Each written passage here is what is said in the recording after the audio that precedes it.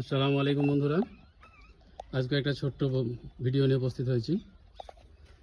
দেখুন, ওয়ালের ওপর ফলের ক্যারেট, সেই ক্যারেটের কিছু পরিমাণ সার মাটি দিয়ে গাছ লাগিয়ে কত সুন্দর গাছ হয়েছে এবং ফলও কি পরিমাণ ধরেছে। এটা বিশেষ একটি কমার্শিয়াল ভ্যারাইটি, যেটা হচ্ছে অরিজিনাল মোরাক্কান রেড। এই ফলটি গোলাকার হয়ে থাকে, খেতে অত্যন্ত সুমিষ্ট, যার ব্রিক্স ভ্যালু 18। সাইজ অত্যন্ত বেশি, গড় ওজন 400 থেকে 500 গ্রাম হয়ে থাকে। এটা একটু এক্সপেন্সিভ জাত হওয়ার কারণে কৃষকেরা এর স্টিম কিনতে পারে না, তাই এটা বহুল প্রচলিতভাবে এখনও আমাদের পশ্চিমবাংলাতে লাগানো নেই।